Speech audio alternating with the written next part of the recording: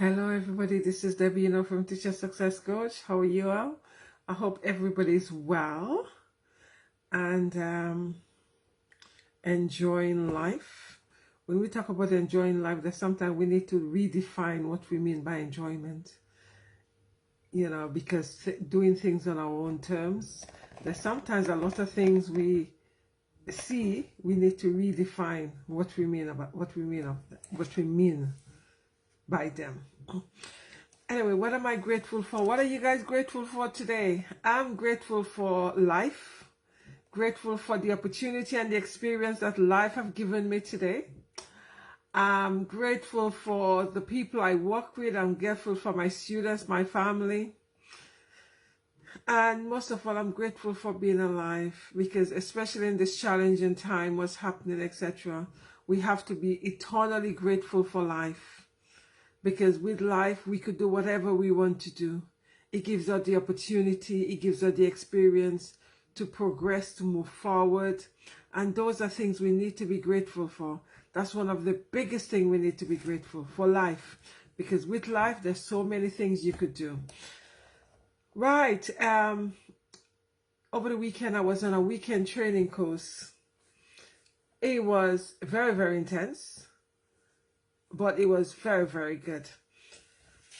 A number of things that it actually taught me. It's interesting because when I go on training course, I reflect on my own training and on my own teaching, and identify ways that I could make mine better, because I'm looking at how the individual have done the training and what I really like about it and what I could improve when I actually do mine, etc. So going on training courses for me they're powerful, because as a trainer myself and an educator, I'm able to identify what works well for that individual, and how could I use those in my own training, as I said. And one of the things that really reinforce for me what I do is, during my teaching period or during my training time, I give brain breaks. So let's say when it's 2-hour slot, I give brain breaks after every 20 to 30 minutes. So it might be a 2 minutes brain break, a 5 minutes brain break, just to say, okay, let's stop right now and just stretch and just, just reflect and just, move away from the computer, etc. So that I feel is very, very important. And for me, that I've actually was highlighted this weekend, because there were no brain breaks as I used to do it. We had online, and I found it very, very intense, because some of the areas we were talking about was suicide, young people suicide. We were talking about young people mental health, and I felt that very, very heavy, because that's something I'm dealing with 5 days a week. So for me, having like the brain break for a 5 minutes or 2 minutes were very, very important. Instead of saying, okay, well, you have 10 minutes break in the morning and 10 minutes break in the afternoon. No. For me, after every half an hour, we should have at least 2 minutes brain break. So that session reinforce and confirm, that's what I'm looking for, that actually confirmed the importance of having those brain breaks, because I felt I needed it. At one point, I put my camera on off, and then I had to go on, unload my mind, because I found some areas very heavy. Because in terms of, aspect of the trainings, young people suicide, etc. And last year rather, in some of the schools I was working in one school, there was a suicide, and the other one, there was another suicide. So, those been quite heavy for me. So it just confirmed for me the importance of brain break. And I went into school today saying to my student, yes, after we did half an hour lesson, yes, stop, brain break. Obviously they like that, because it means that, they're stopping. I say brain break, but I actually time it 2 minutes. So it actually confirms to me that the importance and the reason why I give it. Anyway, what's your win for today?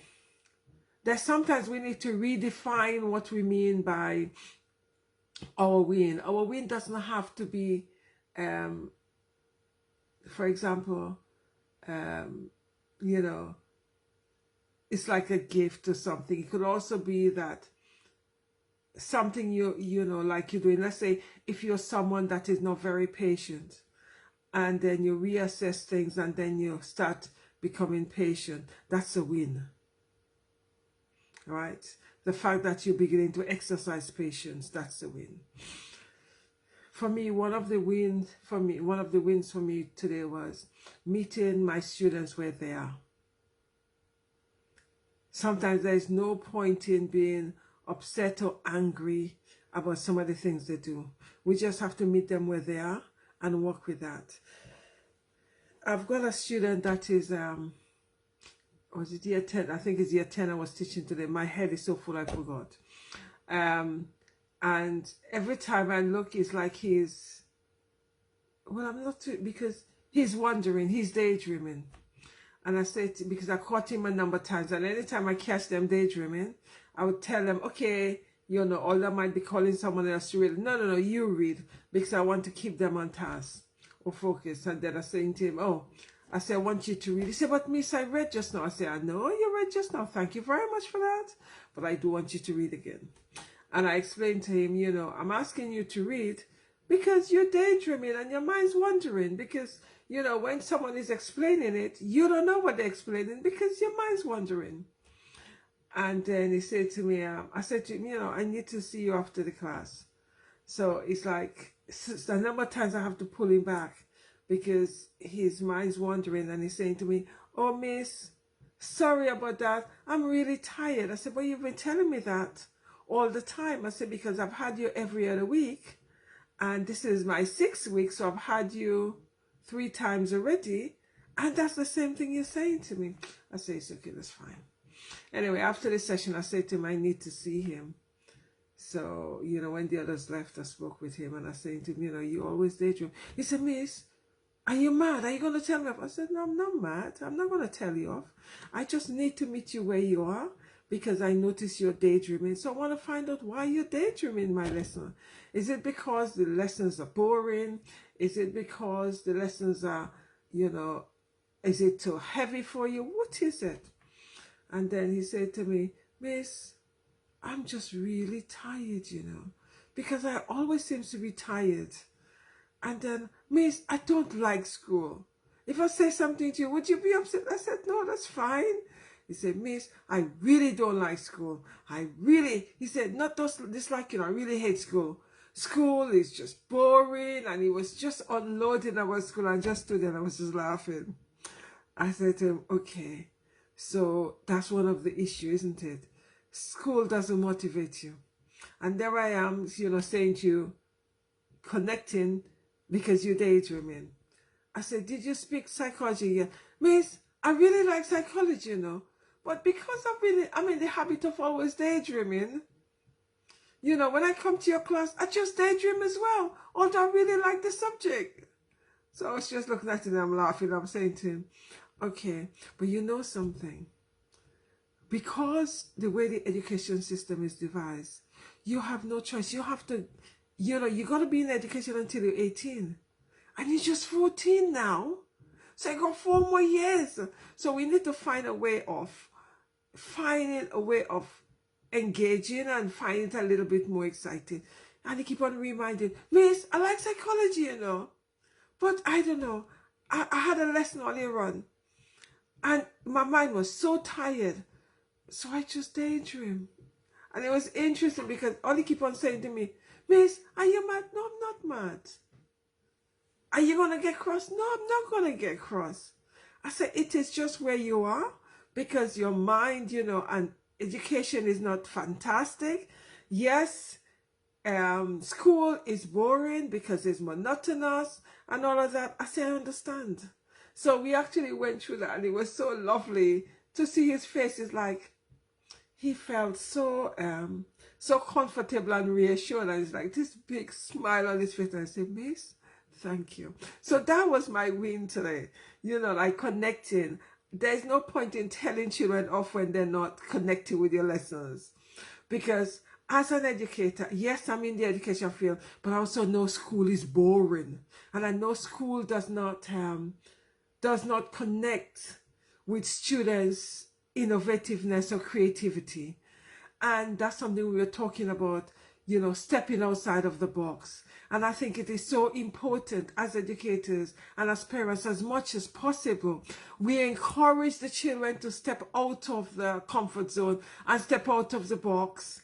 And we also encourage them to use their innovativeness. That's why I keep on saying to people, I am not a traditional teacher. I use all tools I could find to make my lesson engaging. I don't use worksheets. I find them boring. I find it doesn't do anything for the student brain, etc. So we do everything except those worksheets, because they're just passive. And I cannot be a passive teacher. So it was really interesting, the smile on his face, and he said, Miss, I see you on Wednesday. I promise, that student was saying to me, he's promised that when he comes to my lesson on Wednesday, he wouldn't be daydreaming. We'll wait and see. But once a student have been daydreaming for all these years, it's something I'll have to find a way to break that habit, because it become a habit. And it's not going to be easy for him to turn it around. But we'll see what happens on Wednesday. Anyway, so basically, when we are looking at your win, you need to redefine what you look at as wins. Wins could be, as I said earlier on, that you are someone that is not very patient and you've exercised patience. Or you're someone who, let's say you have something to do and you didn't do it, you've been putting it off, and you've done it today, so that's a win. And it could be, another thing is going out for a walk, some self-care, that's a win. So it's redefining the definition of win and seeing how you could actually identify what your win is in every situation. Because in every single thing we do, there are wins. There's sometimes we just have to redefine the definition of what our major concept was in terms of win, to find the joy in whatever we do. So guys, you must remember, every day identify your win. So identify an aspect of joy in what you do. A joy in what you do is a win, right? So it could be something you've been putting off for a long time, or something someone told you, either about yourself or things like that. So as I said all the time, the universe never gives you all negativity. Or even though you have a bunch of negativeness, when you actually look deep inside, there is a win, because there is something positive in it. A positive aspect is a win. Right? So you remember I said you need to redefine what winning is. A positive aspect in a situation, that's a win. So identify your win in every situation that you encounter on a daily basis, a weekly basis, etc., and celebrate it, right? Amid the negatives, there is a glimmer of positive. So use that as your dance of celebration. Anyway, guys, take care, stay blessed, and I'll see you guys tomorrow. Yeah, take care. Bye-bye.